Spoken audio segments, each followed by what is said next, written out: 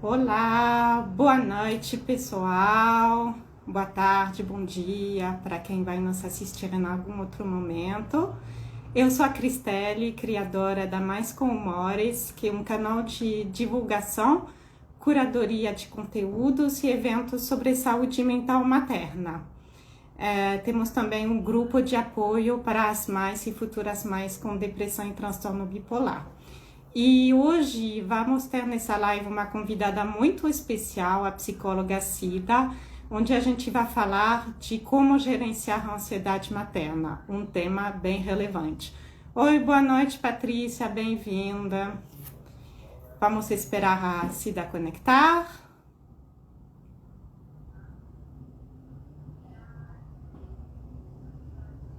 Enquanto isso, as pessoas vão entrando. Quem tiver dúvidas ao longo da live, quem tiver perguntas, fiquem à vontade para colocar suas perguntas no chat, tá bom? E enquanto a Cida vai se conectando, eu queria comentar um pouquinho dos eventos que a gente já tive na Mais com Humores. A gente já fez algumas conferências, alguns workshops, alguns eventos, e especialmente sempre focado na saúde mental materna. Tivemos também eventos especial de Janeiro Branco, de saúde mental, eventos ligados a Setembro Amarelo, de prevenção ao suicídio. E mais recentemente tivemos um grupo de apoio online, agora em janeiro, para mais com depressão e transtorno bipolar. E foi assim uma experiência muito rica, muito importante para a gente. A Cida já entrou, agora é só esperar a solicitação dela. Enviando a solicitação. Gente, estou muito feliz de receber a Cida hoje. A Cida, a gente se conheceu num programa de mindfulness e de mentoria. Olá, Cida, bem-vinda! Oi, Cristelle, boa noite, obrigada. Boa noite, gente. Eu estava comentando um pouco do que é a Mais com Humores e estava falando como a gente está muito feliz de receber você hoje, que a gente se conheceu num programa de mindfulness e também de mentoria da Adriana Cardoso, da Escritório do Futuro. E desses programas nasceram nessa parceria linda. A Cida já me convidou para fazer uma live sobre saúde mental materna, desafios e cuidados, que foi muito especial. Quem não viu consegue assistir lá no meu canal YouTube e também no IGTV da Cida. E hoje a gente resolveu fazer o contrário, convidar a Cida para falar de um tema tão relevante como a ansiedade materna. Então, eu vou deixar a Cida se apresentar e falar um pouquinho para você desse tema tão importante. Uhum. Então, obrigada, Cristelle. Estou muito honrada com o seu convite e espero poder contribuir aqui com o meu conhecimento, né, acerca desse tema que é tão, como você disse, né, tão importante, tão mais do que atual, né? Eu não sei se vocês conseguem me ouvir bem, me ver bem, como é que tá? Tranquilo? Para mim está tranquilo, eu consigo te ouvir. Só está um pouquinho baixo o som, Bom? agora melhorou. Ah, sim. Melhorou? Então, tá. Você então colocou para eu me apresentar, né? Eu não vou me delongar aqui me apresentando. Depois, quem quiser me conhecer um pouco mais, conhecer meu trabalho, pode ir lá no meu Instagram. Meu perfil lá tem um pouquinho sobre mim. Mas acho que é importante eu dizer que eu sou psicóloga, sou formada há 15 anos e trabalho com psicologia clínica, a partir da abordagem da terapia cognitivo-comportamental. E faço atendimentos presenciais e online. Então, falando desse tema, né, ansiedade materna. E, primeiramente, a gente tem que entender o que é ansiedade. Todo mundo fala em ansiedade, ansiedade é o mal do século, já virou clichê, né? Ah, tô ansiosa, tá todo mundo ansioso. Então, a gente precisa saber, de fato, o que é a ansiedade. E o que é uma ansiedade normal e uma ansiedade patológica, né? Para a gente não cair aí no senso comum também. Então, se a gente quer entender o que é ansiedade, e até para diferenciar assim, será que eu estou com ansiedade ou só estou ansiosa? A gente tem que pensar que a ansiedade é um fenômeno que envolve 4 aspectos. quais aspectos são? Então, a gente tem aí os pensamentos, né? A gente tem as reações fisiológicas, a gente tem os sentimentos e a gente tem os comportamentos. É importante olhar esses 4 aspectos. Como assim? Como é que eu identifico isso? Então, a ansiedade é um sentimento de medo, de apreensão. Então, esse é o sentimento básico. Apreensão, medo, aquela angústia, muitas vezes, né, que a pessoa não consegue dar nome. Então, esse é o sentimento. Esse sentimento ele é acompanhado por pensamento. Que tipo de pensamento? Normalmente, pensamentos de preocupação, pensamentos de perigo, pensamentos de que algo ruim parece que está prestes a acontecer a qualquer momento. Então, os pensamentos ficam em torno dessas preocupações. Acompanhado desses pensamentos, a gente tem as reações fisiológicas, que é o que normalmente as pessoas identificam com mais facilidade. Que é o quê? São sintomas que a pessoa pensa, acho que eu estou ansiosa.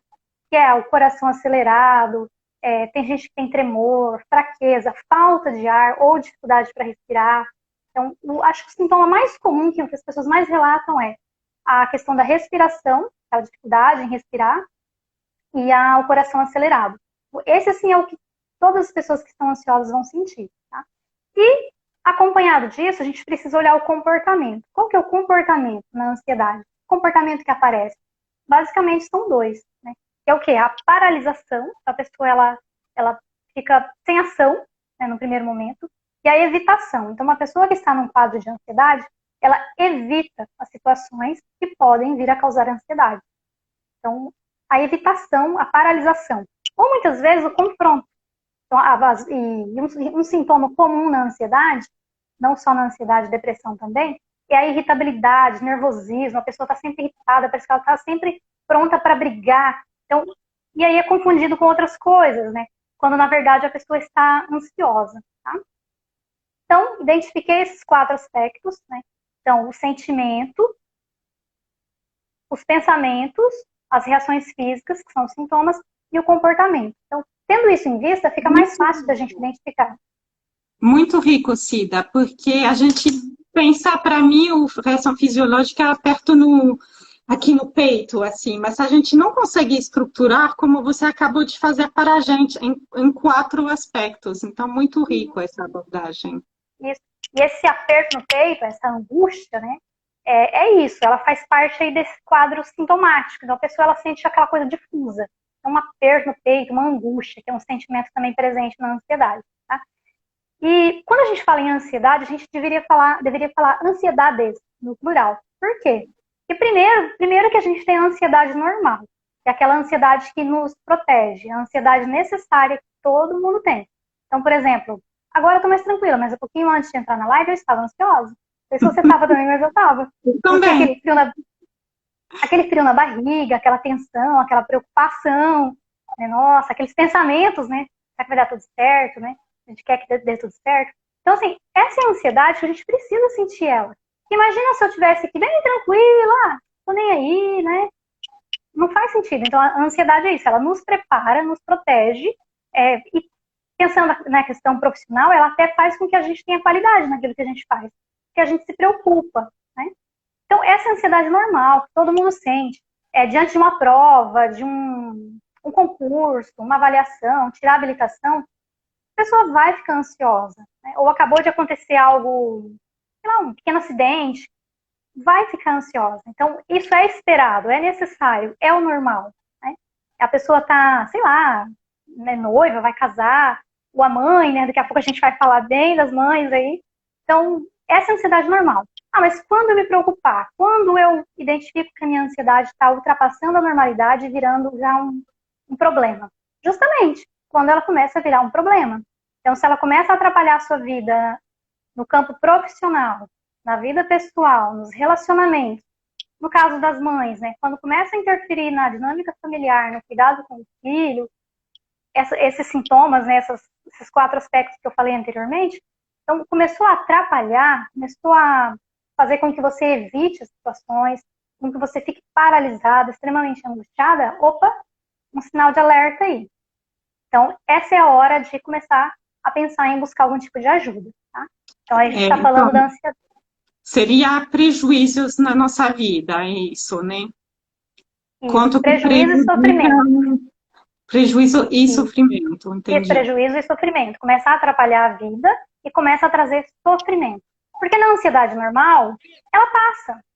Então você sofre aquela ansiedade ali naquele momento, terminou a situação, terminou a ansiedade. Né?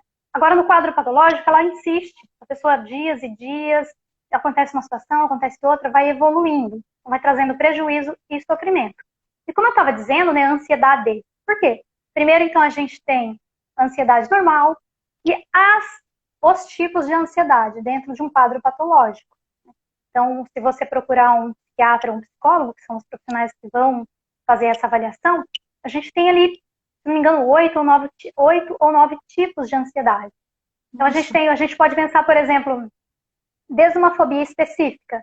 A pessoa ela tem medo de avião, medo de andar de avião. Ok, não atrapalha a minha vida. Mas e se a pessoa tiver um trabalho que ela depende de andar de avião e ela não consegue? Ela precisa vencer essa fobia, é um tipo de ansiedade. E só de pensar em avião, ela já entra num quadro ansioso. Tá? Então, desde uma fobia específica, um transtorno do pânico, né, que é um quadro mais agudo de ansiedade. Então, a gente tem vários tipos. Ansiedade generalizada, que é aquela ansiedade, aquela preocupação constante com tudo e a todo momento. Então, já é um outro tipo de ansiedade. Mas o nosso objetivo aqui não é eu ficar falando os tipos de ansiedade. Né? Só para a gente ter ideia de que ansiedades e não ansiedade. Né? E o medo? Né? Ansiedade é medo. Mas quando que a gente diferencia quando eu estou com medo ou quando eu estou ansiosa? No medo, a gente consegue dar nome para o nosso medo. Então, eu tenho medo, sei lá, eu tô com medo. Ah, aconteceu uma situação aqui, eu tô com medo. Eu sei do que eu tô com medo. Por exemplo, dei o exemplo da live. Vou fazer a live, estou com um pouco de medo. É uma ansiedade, é um medo que eu sei dar nome, eu sei, né? Agora, na ansiedade, a pessoa não consegue muitas vezes especificar o que ela está sentindo, do que ela está com medo. É uma sensação de medo, mas ela não tem clareza dos seus medos. Mas o que está por trás, o pano de fundo da ansiedade, são os medos. Medos relacionados a uma série de coisas. E aí é importante a pessoa ir descobrir, né? Fazer um processo de uma terapia, um processo de autoconhecimento para descobrir qual é a causa da sua ansiedade. Né? E E por algumas quê? Sim, vezes pode ser muito enraizada essa ansiedade, uma causa assim muito profunda até no subconsciente, uma coisa que não é fácil de identificar. sim, vou falar disso daqui a pouco. Né? Da Ah, onde vem a ansiedade? Né? Qual é a causa?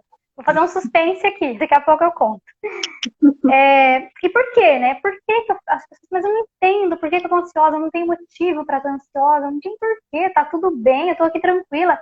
E às vezes a pessoa tá lá do nada, descansando, e vem aquela crise de ansiedade. Né? Então, por que as pessoas ficam ansiosas? E aí eu vou responder a tua pergunta agora. Então, primeiro que a gente tem fatores que predispõem a pessoa a ter ansiedade, a ter um transtorno de ansiedade. E não só ansiedade. Isso que eu vou falar vale para qualquer transtorno psicológico. Vale para depressão, vale para o transtorno afetivo bipolar, vale para um transtorno de personalidade, vale para as dificuldades que a gente tem na vida. Por exemplo, eu sofro com procrastinação. Eu tenho que fazer as coisas e não consigo começar.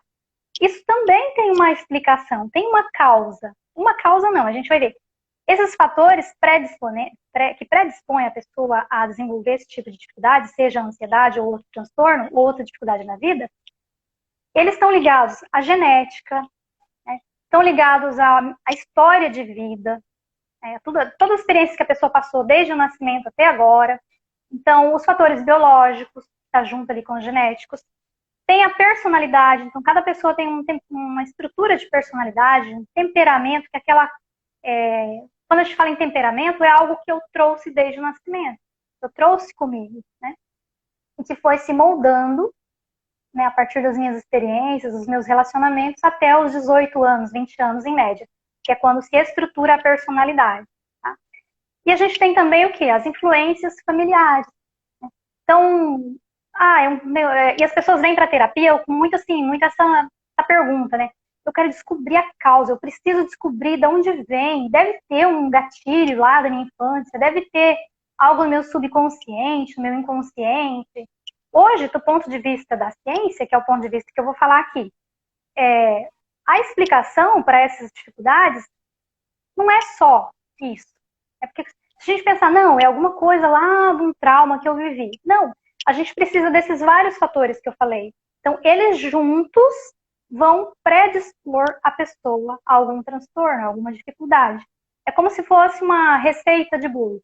Então, eu preciso de todos esses ingredientes juntos para formar o bolo. Digamos que a genética fosse a farinha, né? A personalidade é o ovo. As influências familiares é o quê? O fermento. E a história de vida é o açúcar. Enfim.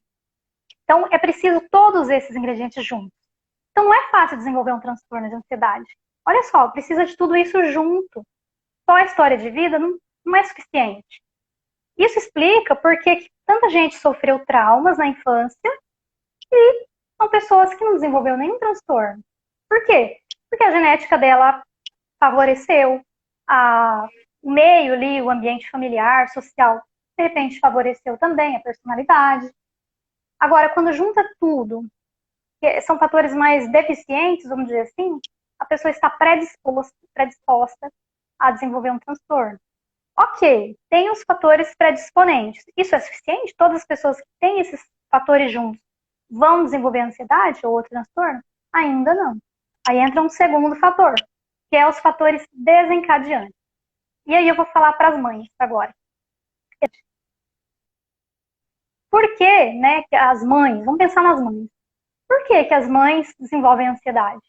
E especialmente assim, por que tem tanta mãe ansiosa? Por quê? Então, já juntou aqueles fatores predisponentes que eu acabei de falar. E a gente tem os fatores desencadeantes, que as pessoas chamam comumente de os gatilhos. Né? Dentro da psicologia, a gente chama de os fatores desencadeantes, que é o que desencadeia o problema. Então, já tenho lá meus ingredientes. Então, vamos imaginar uma analogia aqui, que esses fatores desencadeantes seriam o forno, o fogo aceso do forno, que vai fazer o bolo.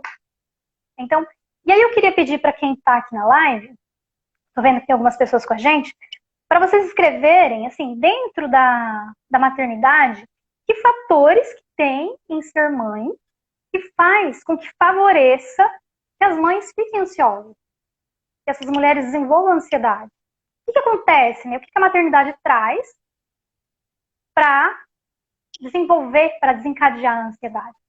Quais são os problemas, quais são as dificuldades, quais são os desafios que a maternidade traz que servem como gatilho, né? Ou seja, fatores desencadeantes da ansiedade. Aí eu queria que vocês escrevessem para mim aqui, né? Vocês mãe, quem não é mãe, enfim, o que tem na maternidade? Puxa, ser mãe, né? O que tem? É natural ser mãe. É fácil, né? Não, se foi Mas assim, gente, o quê? Se foi ser tão fácil, tão natural. Então, enquanto vocês vão pensando aqui, o que a gente tem, gente? Primeiro, que ser mãe é uma baita de uma responsabilidade. Né? Traz uma carga, uma sobrecarga de tarefas, funções, responsabilidades imensa. Né? Traz medos, traz sentimentos que a mulher não conhecia, traz situações que ela não imaginava que ela ia lidar. Ou até imaginava, mas uma coisa é imaginar, outra coisa é vivenciar. Né? Então, é pouca coisa, né? A mudança de vida que a mulher passa antes de ser mãe, tornar-se mãe. Então, esses são, alguém escreveu aqui, sou mãe, autista super-herói.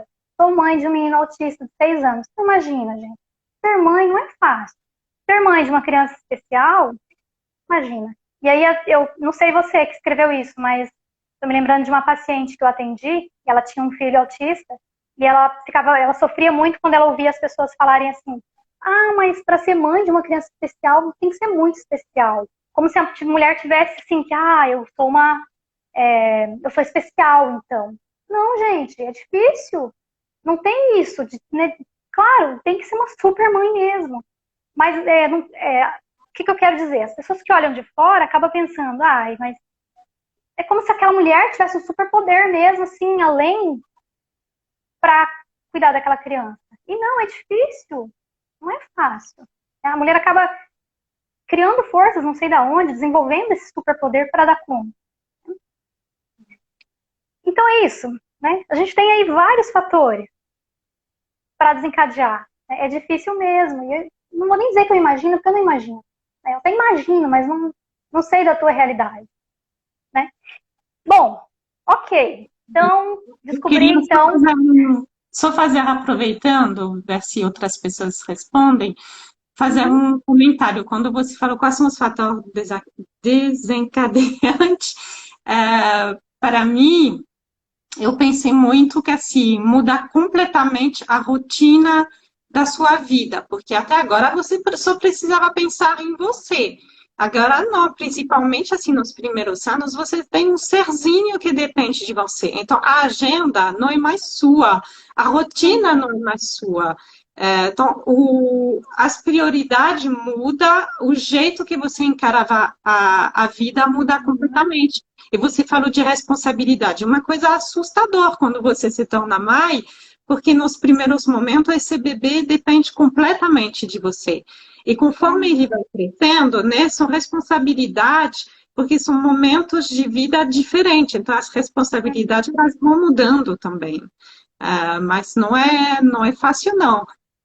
Mas o que me marcou também é do jeito que você está explicando as causas, você está falando, funciona para a ansiedade, mas funciona para outros transtornos mentais, essa questão das predisposições, fator desencadeante.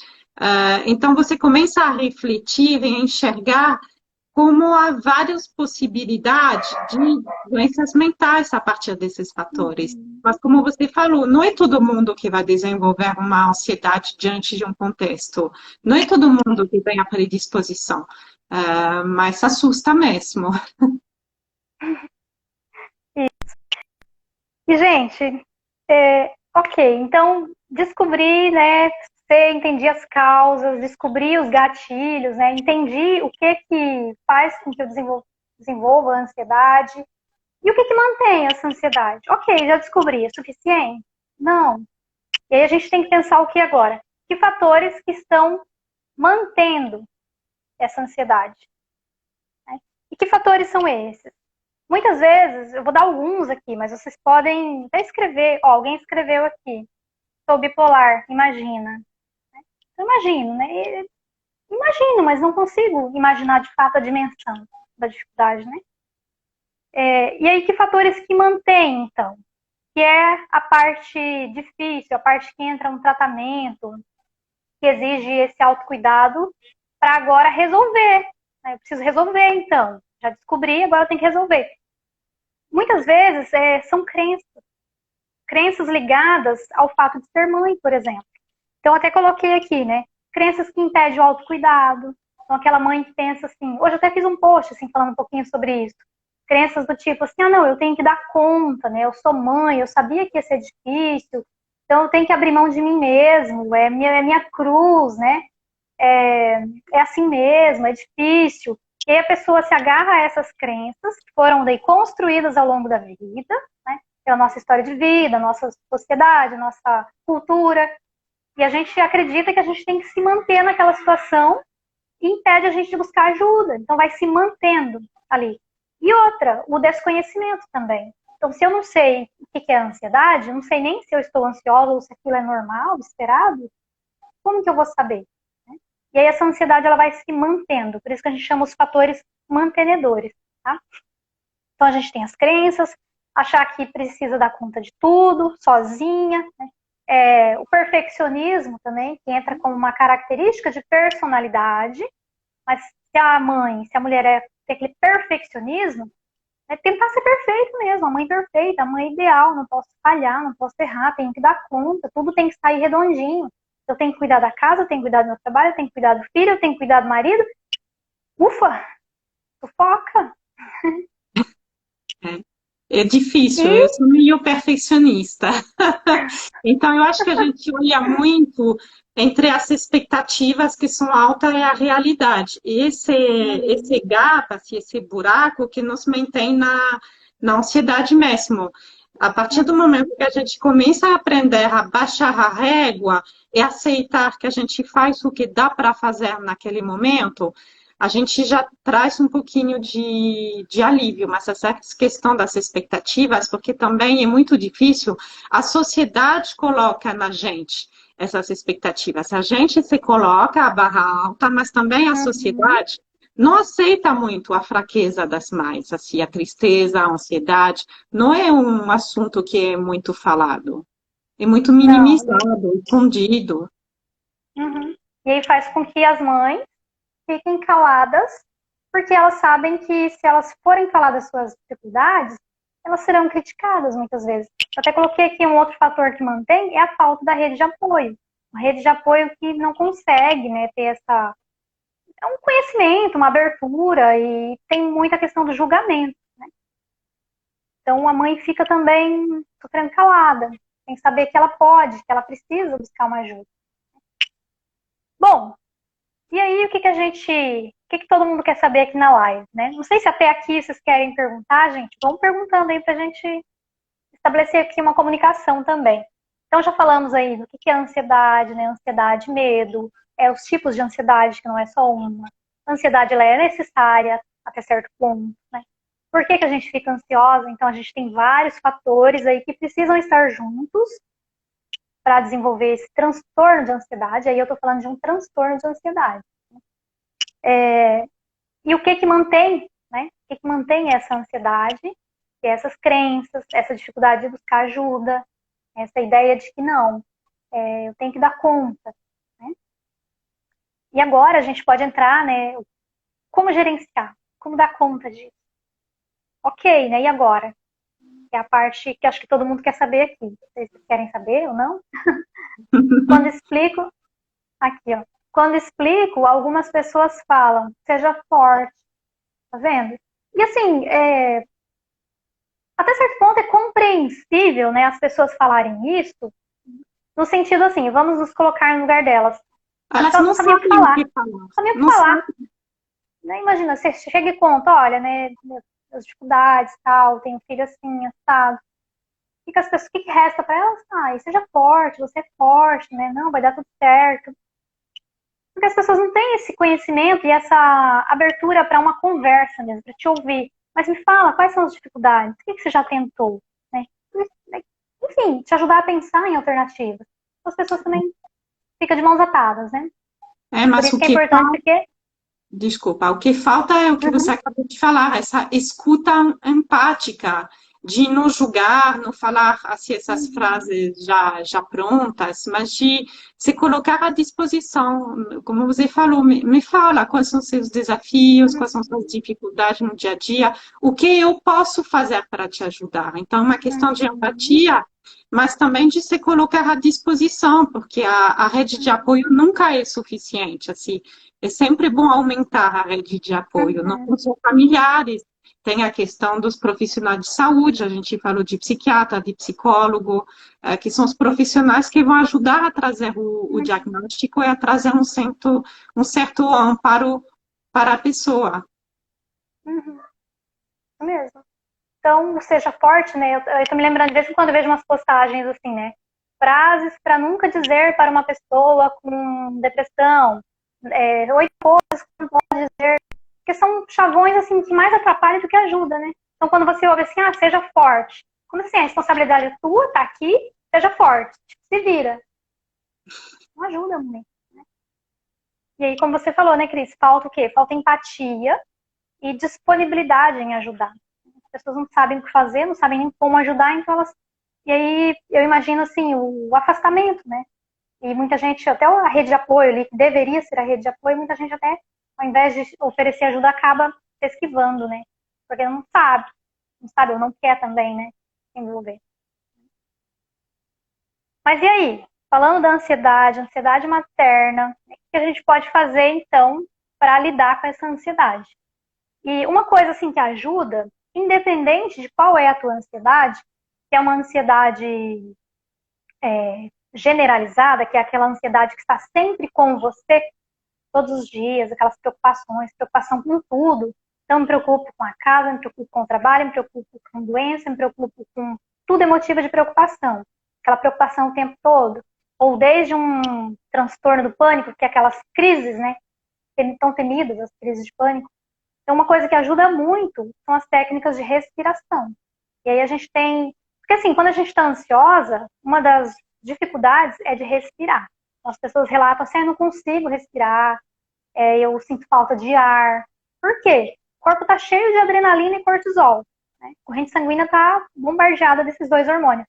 Que são os hormônios o quê? Que vai preparar o nosso corpo para um confronto, para uma fuga. Porque a ansiedade é isso, é como se você estivesse se preparando ou para fugir ou para enfrentar. Ou para ficar ali paralisada, se fingindo de morto, né? E aí você nem respira literalmente. Então, então nessas horas da ansiedade, a gente nem lembra nem que respira. A respiração fica curta, falta oxigenação no cérebro, aumenta os sintomas da ansiedade e vira uma bola de neve. Então, a primeira coisa é treinar a respiração. E aí é importante fazer isso não só na hora da crise de ansiedade. A gente tem que fazer disso um treino, um estilo de vida, de aprender a respirar. Então, mas como assim aprender a respirar? Existe uma técnica de respiração que é a respiração diafragmática. Ela é indicada até quando eu faço os atendimentos, se a pessoa chega com queixa de ansiedade, é a primeira coisa que eu ensino. E aí você tem vários tutoriais no YouTube, é muito fácil acesso, assim, mas... Como que é? Explicando rapidamente essa respiração diafragmática. Sim, diafragmática, né? Então a gente tem aqui o diafragma, que é um órgão que está aqui no nosso abdômen, próximo do estômago. Então o que que é? Na respiração diafragmática, eu tenho 3 passos. O primeiro deles é assim, a gente, se possível, né, se você estiver na sua casa ou tiver disponibilidade, sentar confortavelmente, né, apoiar as costas, apoiar os pés no chão, se você puder fazer isso. Se você estiver numa situação de pé, faz, não tem problema, o importante é fazer, tá? Então você vai, se possível, se sentar confortavelmente. Você pode até colocar a mão sobre a barriga, aqui sobre o estômago, e você vai inspirar pelo nariz, uma inspiração longa, tá? E você vai encher o seu tórax aqui de ar. Então é aquela inspiração que você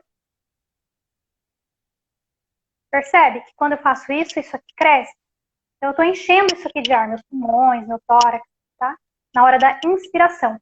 Quando eu faço isso, mentalmente, eu conto até 4, tá? É uma respiração mais longa e profunda. Então, e aí eu seguro antes de soltar o ar. Eu dou uma seguradinha de 1 segundo, 2 segundos, o quanto você conseguir. Tem gente que não consegue, principalmente no início, não tem problema. Mas inspira, dá aquela seguradinha, aquela pausa, se possível conta mentalmente até 2. E aí você abre levemente a boca e solta esse ar mais devagar ainda, contando até 6 mentalmente. Tá? Então vamos fazer aqui juntas. A gente vai inspirar, segurar e soltar. Inspirar pelo nariz, segura, solta pela boca. Não é soprar, não. É deixar que o ar saia bem tranquilo, bem devagar, tá? Quando você expira, solta o ar, você sente que isso aqui vai relaxar, tá? Então a gente pode fazer aqui um treino, né? Vamos lá, então? Então, inspirando.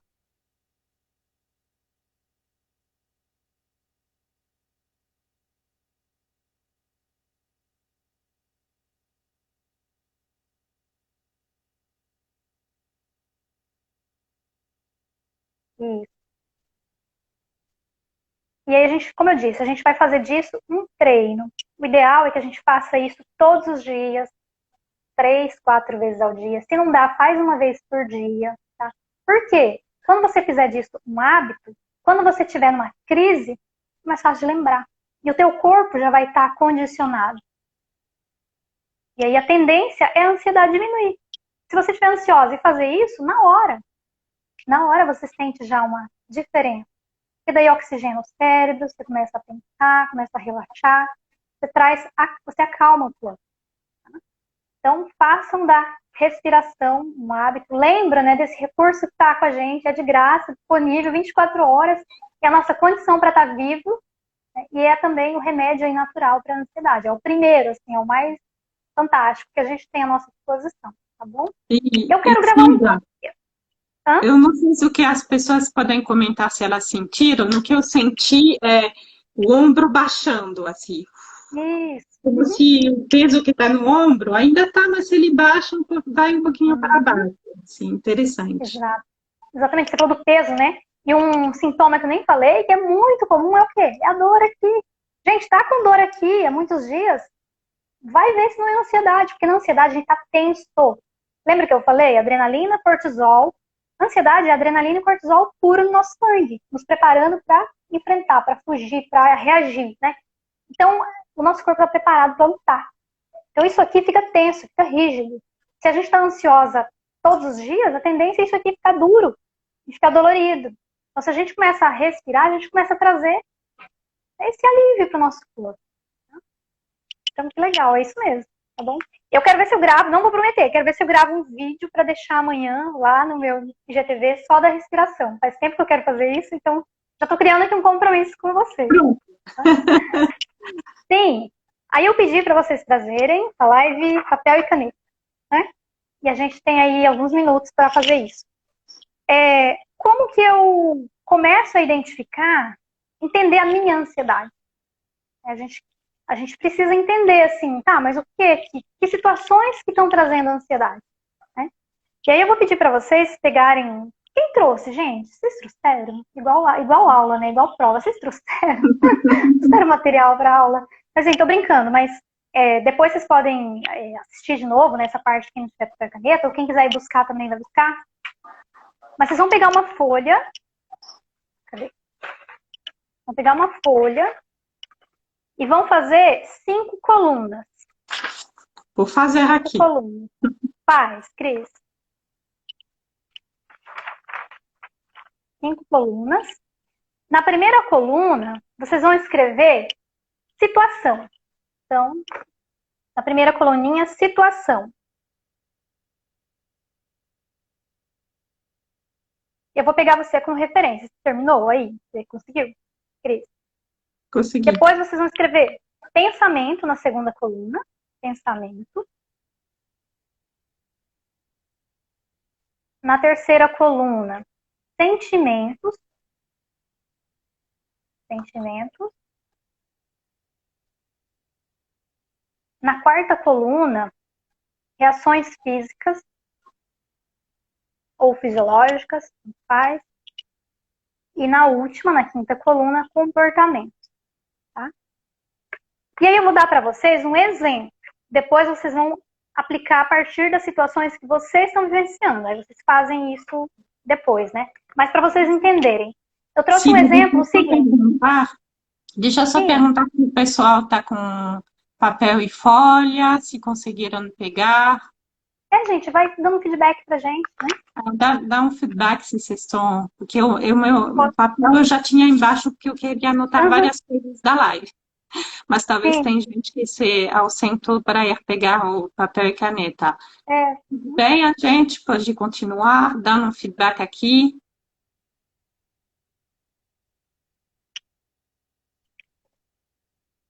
Sim, podemos? Acho que tive um coração aqui.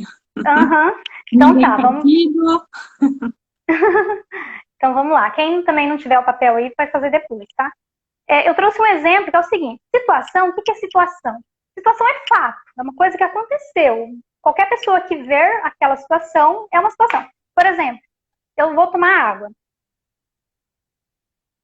Então, às 19h40, eu estava tomando água. A Cida estava tomando água. Um copo de vidro, transparente. Ok? Isso é um fato.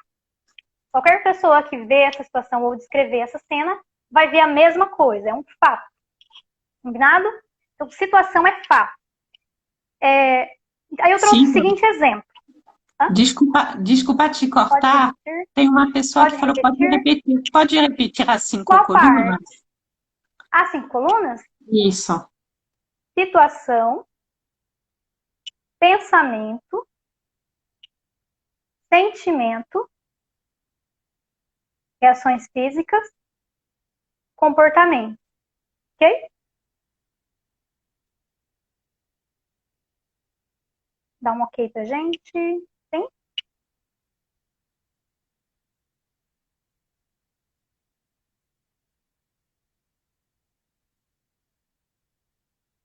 Posso? Conforme você vai dar o exemplo, aí vai ficar mais claro, eu acho. Isso, e até a gente tem também a questão do tempo, né? Então vamos lá. Então eu trouxe a situação seguinte. Você é mãe, né? Imagino que a maioria, ou quase a maioria são mães. Vamos colocar esse exemplo aqui, ó. Seu filho não quer comer comida, muito comum, né, acho? Seu filho não quer comer comida, e uma pessoa da família, eu não quis dar nome, tá, gente? Eu ia falar a sogra, não, mas aí fica meio, não, muito chavão. Não, alguém da sua família diz que você não sabe cuidar do seu filho. É um fato. Ninguém distorceu nada aqui, é um fato. Seu filho, você tá lá tentando dar comida, o filho não quer comer, e a pessoa olha, você não sabe cuidar do seu filho. Isso é uma situação, ok? Pensa, nessa hora, imagina, pensamentos que pode passar pela cabeça da mãe. Vamos lá. Eu trouxe alguns aqui de exemplo. Ela pode pensar assim, nossa, essa pessoa está sendo injusta comigo, pois ela não sabe dos meus esforços. Um outro pensamento. Eu não posso tratá-la mal, eu preciso respeitá-la, afinal de contas, né, ela é minha, sei lá, minha mãe, minha sogra, minha cunhada, minha tia, minha madrinha, não sei. Um outro pensamento. Talvez ela tenha razão. E um outro pensamento ainda. Não sou boa mãe. Então aqui é pensamento, gente, tá vendo? Ninguém está dizendo, não é fato, é pensamento, eu estou pensando. E esses pensamentos ainda, eles podem vir na forma de uma lembrança, na forma de uma preocupação futura, de uma imagem. Então tudo isso é pensamento, tá? Diante de uma situação dessa, de pensamentos como esses, que sentimentos que a pessoa vai experimentar? Eu trouxe alguns, de novo.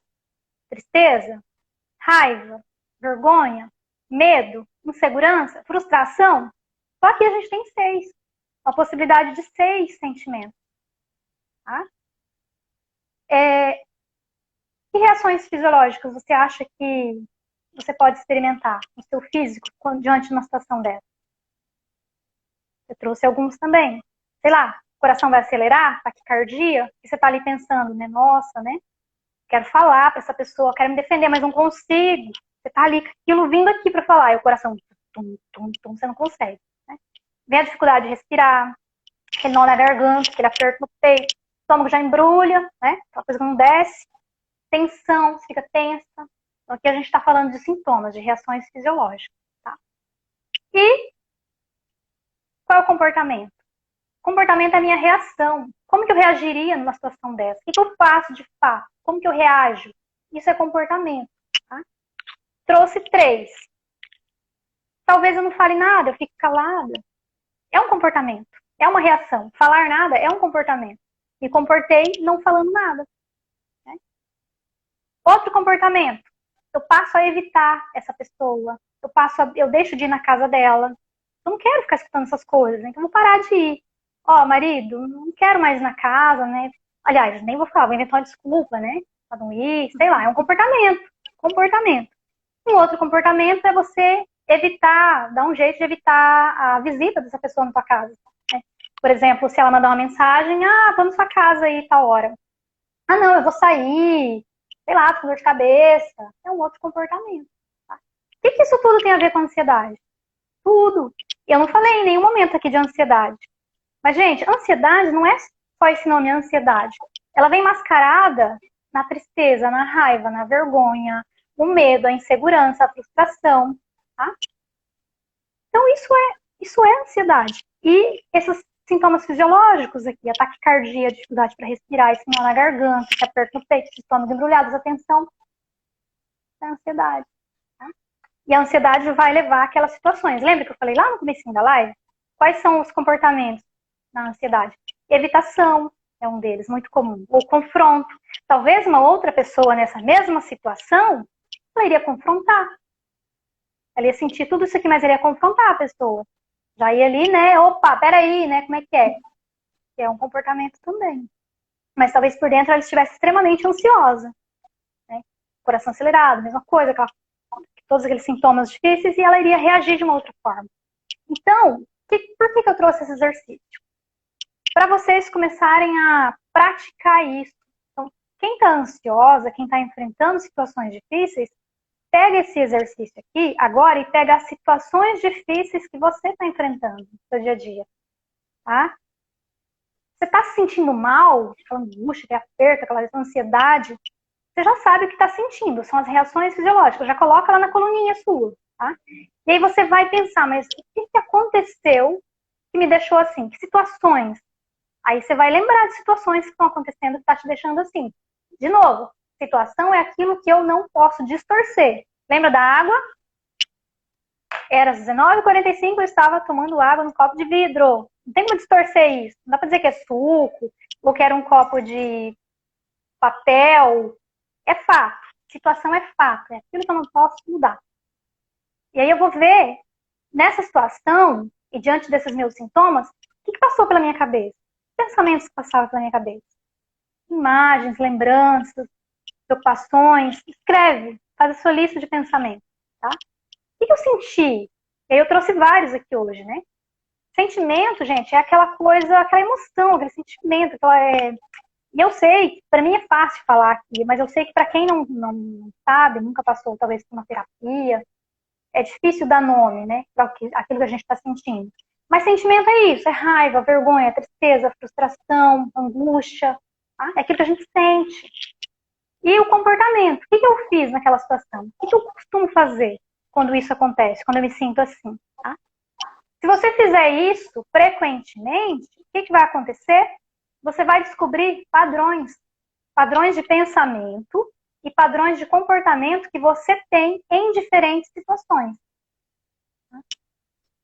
Ok, descobri o padrão. Descobri que toda vez que alguém me critica, que eu não sou uma boa mãe, ou eu me cobro, né? E essa situação, gente, pode ser assim também, uma outra situação. Eu tô aqui com meu filho que não tá querendo comer, ninguém me falou nada. Ele tá com dificuldade de comer, ninguém falou nada, eu tô sozinha na minha casa, tentando dar comida pro meu filho, ele não come. A situação é, aconteceu isso, e eu tô pensando aqui, que eu não sou uma boa mãe, que eu não sei cuidar, que eu sou incompetente, que eu sou fraca, entendeu? É uma situação também, você sozinha tentando fazer algo, né, difícil ali, e aí, em seguida vem essa lista de pensamentos, né, de autocrítica, de condenação, de julgamento seu mesmo, que vai despertar os mesmos sentimentos, vai despertar as mesmas reações fisiológicas, e o teu comportamento também vai ser diferente. Você vai agir assim de uma certa forma, para quê? Para lidar com aquela situação. A gente se comporta para lidar com a emoção, tentando amenizar ela de alguma forma. Tá? Dentro da... Gente, tá tranquilo? A gente tem um comentário da Ju. Sim, Muitas vezes da é super difícil nomear. Sim, eu sei, Júlia, por isso que eu falei. Eu sei que para mim aqui falar é fácil, mas é isso, sentimento. E eu sei que é difícil nomear pensamento. Eu vejo nas sessões assim, de terapia, né? Isso, gente, eu trouxe porque eu aplico isso em praticamente toda sessão a gente faz isso. E dentro da terapia cognitivo-comportamental, que é a linha que eu trabalho, o objetivo é que a pessoa entenda o que está acontecendo na terapia. Ela tem que sair da terapia sabendo disso, ela tem que saber fazer isso, para levar isso para a vida dela. Então, isso é por isso que eu trouxe para vocês, assim, sem nenhum segredo, tá? Então, na terapia, a pessoa aprende a diferenciar o que é uma situação, o que é um fato, o que é um pensamento. E dentro ainda dessa categoria de pensamento, eu não vou nem falar para complicar muito vocês, mas esses pensamentos, eles têm um fundo, que são as nossas crenças, né? Mas eu nem vou falar disso agora. Mas essa lista de pensamentos que vocês vão colocar são pensamentos automáticos, aqueles que vêm, que aparecem, tá? E eu sei também que é difícil não distinguir o que é pensamento, o que é sentimento, o que é comportamento. Por isso que eu trouxe esse exemplo, se vocês conseguiram anotar, tá? Porque daí você vai se basear por ele. Então, situação é aquilo que eu não mudo, pensamento é aquilo que passa pela minha cabeça, em forma de imagens, conversas comigo mesma, lembranças, preocupações. Sentimentos, é aquilo assim, ligado mais parecido com emoções, né? E as reações fisiológicas é o teu corpo se manifestando, tá? Por exemplo, a insônia. A insônia é uma reação fisiológica, tá? E os comportamentos, que é o que você faz, é a tua reação, é como você age e reage, ok? A Maria escreveu reeducação emocional, exatamente. Psicoterapia é basicamente isso, um processo de reeducação emocional, né? Bom, dentro dessas 5 coisas aqui, né, o que eu posso mudar? O que compete a mim? O que está no meu alcance? Eu posso fazer de diferente, então, que a gente começa a falar aqui de um tratamento, né, de uma resolução. Vamos resolver, então, o problema da ansiedade, porque tem solução, gente.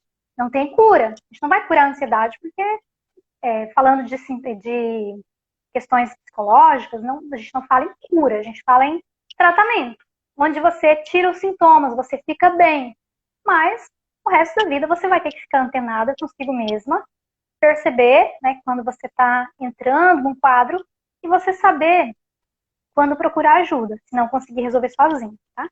Então, situação, eu acabei de falar várias vezes, situação eu não posso mudar. Então, situações vão continuar acontecendo. Aquela pessoa lá que criticou, que eu falei que eu não sei cuidar do meu filho, ela vai continuar, ela vai continuar existindo. Posso mudar isso? Não. Mas eu posso mudar o quê? Meu comportamento com ela. Então, eu vou lá no meu comportamento, o que eu tô fazendo de errado, que não tá dando certo? Ficar calada, aguentar tudo, engolir sapo, né? Eu preciso mudar esse comportamento. Só que para eu mudar esse comportamento, eu tenho que trabalhar primeiro o meu pensamento. Tenho que trabalhar as minhas crenças. O que eu penso, em que eu acredito que me impede de confrontar essa pessoa? Não é confrontar essa pessoa, de me posicionar diante dela, tá? Então, primeiro eu trabalho aqui os pensamentos. Vai envolver as minhas crenças, né? O que eu penso sobre mim, o que eu penso sobre as outras pessoas, como que eu vejo o mundo, como que eu me vejo, como que eu vejo os outros. E aí, como é que faz isso, Cida? Primeiro você vai questionar esses pensamentos. Então, por exemplo, pensamento final aqui, né? Eu não sou boa mãe. É a conclusão que você chega, né? Não sou boa mãe, então. Como é que eu vou mudar esse pensamento? Fazendo o que a gente chama de busca de evidências. Aí é um outro exercício que você vai fazer. Você vai pegar esse pensamento e vai vir numa outra folha. Não sou boa mãe. Você pensa isso umas 5 vezes por dia, por exemplo. Não sou boa mãe, não sou boa mãe. Tudo que acontece, você acaba concluindo, eu não devo ser boa mãe, por exemplo. Então, você vai pegar essa frase, esse pensamento, vai traçar uma linha aqui e vai escrever aqui de um lado evidências que apoiam esse pensamento. Do outro lado da linha, evidências que não apoiam esse pensamento.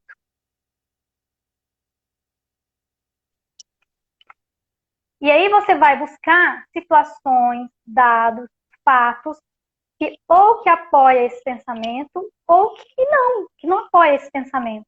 Então, eu não sou boa mãe. Mas peraí, não sou boa mãe? Como assim? Quem disse que eu não sou boa mãe? Como foi? O que aconteceu que me mostra que eu não sou boa mãe? O meu filho não quer comer. Mas isso é suficiente para não ser boa mãe? Mas que outros dados que apoiam que eu sou uma boa mãe, sim?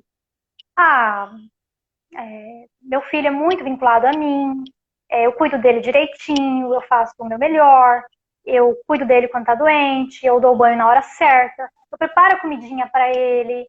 Meu marido disse que eu sou boa mãe, sim. A minha mãe disse que eu sou boa mãe. Quando eu levo no pediatra, o pediatra me elogia. Olha quanta evidência, gente. E evidência é o quê? Fato. Fato a gente não muda, fato a gente não mascara. Por isso que é evidência. Evidência é o quê? Comprova. E aí você olha para os dois lados e fala, nossa, eu aqui pensando que eu não sou boa mãe, mas não tem nada que justifique que eu não sou boa mãe. Exceto o comentário lá da minha parente, que diz que eu não sou uma boa mãe. Entende?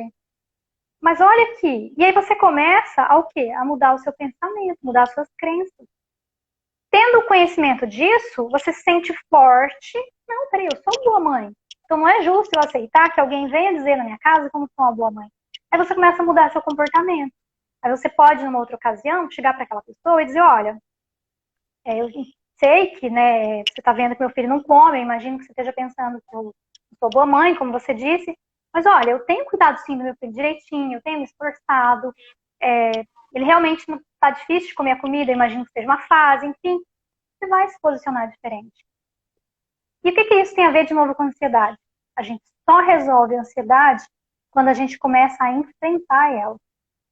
Enfrentar de frente, enfrentar aquilo que nos assusta. Porque na ansiedade tem um monte de coisa assustando, um monte de medos aí pairando no ar. Então, a partir do momento que eu enfrento isso, a ansiedade diminui. Tá? Repara, tudo que você teve medo na vida, dirigir, sei lá, qualquer coisa assim. Deu medo? Deu. Mas o que você fez? Tem gente que passa uma vida inteira não consegue tirar a habilitação porque tem medo. Esse medo vai continuar existindo, ela vai continuar ansiosa com isso, não vai resolver. Agora, se eu resolvo mesmo com medo, que vai dar medo de olhar para aquela pessoa e dizer, olha, não sou isso que você está falando, não é verdade, não é assim, olha só, veja bem, super difícil, você vai ficar num estado de ansiedade tão grande, mas tão grande, você vai sentir tudo isso aqui, o coração vai acelerar, vai faltar ar, mas na hora que você fizer isso, você depois fala, nossa, consegui, e aí isso não vai mais se repetir assim, dessa forma, ou nem vai mais se repetir, entende? Então a gente só consegue vencer a ansiedade enfrentando, tá? E aí, difícil, né, gente? Eu sei, difícil, nem precisa falar que eu sei. Falando assim, Se parece tão fosse, simples, né? se fosse fácil, não existiria psicólogos, né? Sim! E aí, eu quero finalizar. Eu não sei se vocês querem comentar, gente, se deu para acompanhar. Mas aí, como a gente tem pouco tempo, eu preciso dizer para vocês aí uma coisa. Sobre a nossa autoeficácia. Então, as pessoas são diferentes. Tem gente que vai pegar esse exercício que eu expliquei aqui e vai conseguir resolver um monte de coisa na vida, sozinho. Só tendo conhecimento disso aqui. Famosas dicas, né? Os exercícios que a gente aprende na internet, tutoriais. Então a gente assiste aquilo, olha, legal, vou colocar em prática.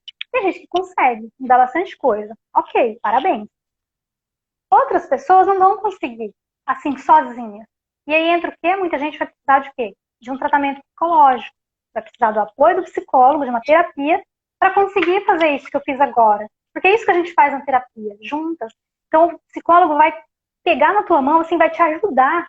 Vai toda semana estar ali te ajudando, construindo isso, olhando seus pensamentos, te ajudando. O que deu certo? O que não deu? Vamos lá. Né? Então você não vai estar sozinho. Tá? Então tem gente que vai conseguir sozinha, tem gente que vai precisar de um tratamento psicológico. Já tem aquelas pessoas que nem com o tratamento psicológico vai conseguir se livrar da ansiedade. Que vai precisar, além da terapia, vai precisar de talvez de uma medicação. E aí entra o psiquiatra, o tratamento psiquiátrico. E sempre junto, tá, gente? Não é só assim, eu vou no psicólogo ou eu vou no psiquiatra. Não, vai num primeiro. Né? Vai num primeiro. Um bom psiquiatra provavelmente vai te indicar para ir no psicólogo. Um bom psicólogo, se perceber que a terapia não vai ser suficiente sozinha, ela vai ter o cuidado de te encaminhar para um psiquiatra, tá? Então sempre procura o profissional. E aí eu lembrei da tua pizza terapêutica, eu nunca mais vou esquecer. Cris, nunca mais vou esquecer. Assim, se vocês já viram as outras lives da Cris, quem não viu, vê, gente. Essa pizza terapêutica. Então, tem a fatia do tratamento psicológico, a fatia do tratamento psiquiátrico, né? E a outra fatia que é os outros cuidados, os outros autocuidados. É você cuidar de você mesmo. O que você gosta de fazer? O que te faz bem? O que ajuda na sua vida? Que outros recursos que você pode buscar para ajudar? Né? Então, é isso. Então, não se preocupem, assim, não consegui fazer esse exercício, não estou resolvendo. Nossa, aí de novo, né? Não sou boa, não sou capaz. Não, gente, as pessoas são diferentes. As capacidades são diferentes. Tem gente que tem mais alta eficácia, que é a capacidade de resolver os próprios problemas sozinhas. Outros precisam de apoio psicológico. Outros precisam da terapia e do medicamento. Tá tudo bem, tá tudo certo. Cada pessoa é diferente, cada pessoa tem uma necessidade diferente. Tá bom? Nossa, até fiquei sem fôlego, tanto falei. Temos um comentário da Ju. Terapia me salva toda semana. Gratidão eterna a vocês. Isso aí. Eu acho que o que é legal, Cida, do que você está trazendo, a gente está desmistificando um pouquinho o papel dos profissionais de saúde, porque realmente a gente precisa reconhecer quando a gente precisa de um psiquiatra, de um psicólogo, e você mostrou como são trabalhos complementares. Porque também tem que tomar alguns cuidados quando a gente fala, tem ansiedade, vou tomar um remédio, um anti-ansiolítico e vai parar. Não, se você respira, Cida. Por isso que eu ri. Respiração é uma ansiedade boa, gente. É uma ansiedade boa porque isso me toca assim de um jeito que não dá para ficar calma. Exatamente. Então, eu estava falando de cuidado assim com os remédios para a ansiedade, porque muitos viciam.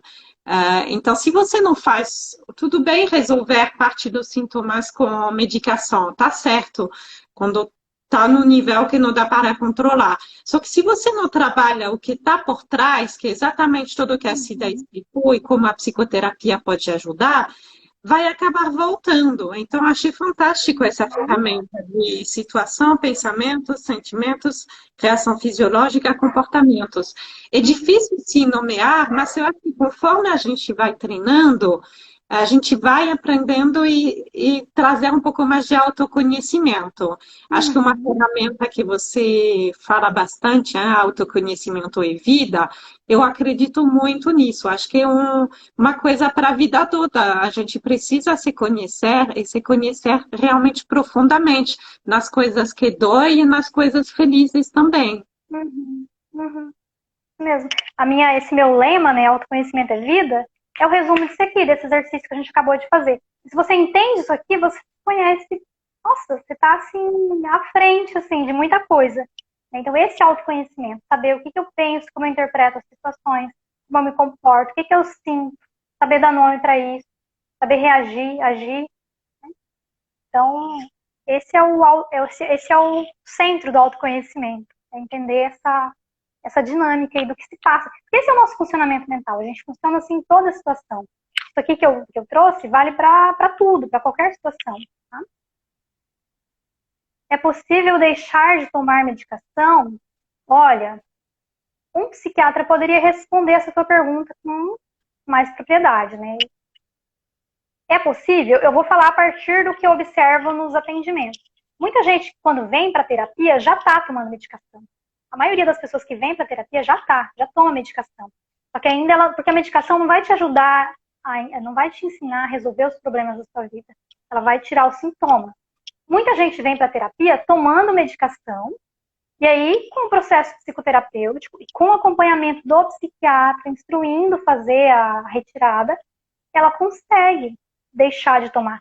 Só que, gente, isso é avaliado pelo psiquiatra, tá bom? É ele que vai dizer o momento de você parar. Mas é possível? É, tá? Mas quem diz como e quando fazer isso é o profissional, tá? Mas sim, é possível. Muito bom. Gente, vocês estão com alguma dúvida, algum comentário? Temos bastante pessoas que entraram mais para o final da live, gente. Eu recomendo muito voltar a assistir essa live. A Cida nos deu uma aula sobre ansiedade, assim, o que é, quais são as diferentes ansiedades, como reconhecer, como gerenciar. Tivemos agora um exercício bem prático, então eu recomendo muito assistir. Perfeito, Cida. Ficará salva? Sim, se eu der tudo certo com o meu salvamento no IGTV, vai ficar gravado aqui. E podemos também colocar no nossos canais YouTube depois. Uhum. Gostaram? Ah, temos vários coraçõezinhos aqui. Que bom. Mais alguma dúvida antes de encerrarmos? Gente, eu Sim. adorei. Me empolguei aqui. Me A gente empolguei. quer Fala ficar daquilo que a gente mais, né? gosta. Parece que a gente só aqueceu, agora a gente quer ficar mais. Uhum. Sim, sim. E é isso, Assim, Uhum. Bom, se vocês gostaram, né, do conteúdo, convido vocês, quem não conhece meu Instagram, eu estou sempre postando coisas relacionadas, né, algumas, eu não vou dizer dicas, assim, eu não sou muito fã de dicas, eu acho que dicas, como eu disse, funciona para uns, para outros não, mas eu gosto, assim, de trazer as reflexões, então fiquem à vontade para conhecer lá o meu perfil. E só uma agradecer, Cris, estou muito feliz. Temos comentários, uma sensacionais, mais live assim, uma aula Ai, mesmo. Que bom que vocês delícia. estão curtindo, gente. Foi uma aula mesmo. Muito obrigada, Ó, Cida. sim, e se vocês gostaram, recomenda, né, para as colegas, para as mães, para as pessoas que estão, né, vocês sabem, assim, que poderia ajudar. Tem um comentário que eu não consigo ver. Tá Eu tenho sumindo uma aqui. dúvida. Aqui, eu tenho uma dúvida. O bebê sente tudo mesmo? Me sinto culpada por ele sentir a minha ansiedade. O bebê na barriga? Acho que nesse caso é bebê O bebê. pequeno, um filho pequeno. Tá. Se for na barriga, não tem estudo científico ainda que comprova isso, gente, que passa para o feto, para a criança. Agora, a criança, vamos pensar assim, que ela já está em construção, né? O cérebro está se desenvolvendo, ela está em construção, e essa ansiedade da mãe, ela pode de alguma forma, sim, mas não que vai. Não vamos se preocupar com isso, assim, de que vai. Essa culpa, né, que você falou, nossa, vou prejudicar o meu filho. Não, lembra que eu falei dos fatores predisponentes? Então, o seu bebezinho, ele tem a genética dele, ele vai ter a personalidade dele, que já começou a ser construída desde que ele nasceu. Tem sim a influência familiar, que nesse caso a tua ansiedade entra dentro da influência familiar. Ele vai ter a história de vida dele. Então, não se culpe, gente, não se culpe, né, o que eu estou fazendo com meu filho, porque é como eu disse, é um conjunto de fatores que vai predispor a pessoa para um problema, um transtorno. E para amenizar essa culpa, o que você pode fazer? Cuidar de você, pedir ajuda. Tá ansiosa? Tem alguém para te ajudar? Olha, eu estou muito ansiosa agora, me ajuda, cuida do meu filho enquanto eu me acalmo, deixa eu. Vai respirar, né? Dá o teu filhinho para alguém, vai fazer qualquer coisa assim que vai te deixar tranquila, pede ajuda, tá bom? Eu vi que tinha mais comentários, então subiu. Gratidão, mesmo não sendo mãe, aprendi muito. Perguntaram no seu perfil, eu coloquei Cida Silva ponto psicóloga, tá certo, né? E é isso, gente. Queria agradecer muito a Cida, agradecer muito a presença de todas vocês, agradecer quem vai assistir depois, estamos à disposição se tiver uma dúvida, se vocês querem comentar, por mensagem pessoais, ou depois abaixo nos comentários da live. Se vocês curtiram, deixa lá seu like, deixa seu comentário, que a gente vai ficar muito feliz. Então, gente, obrigada. A gente vai encerrar agora essa live e esperamos ver vocês em breve. Cris, obrigada, tá? Adorei mesmo. Gente, obrigada também pelos comentários. Fiquei muito feliz, né? Poder ajudar de alguma forma e fico à disposição. Tá bom? Tá bom. Obrigada, gente. Tchau. Tchau, gente. Boa noite.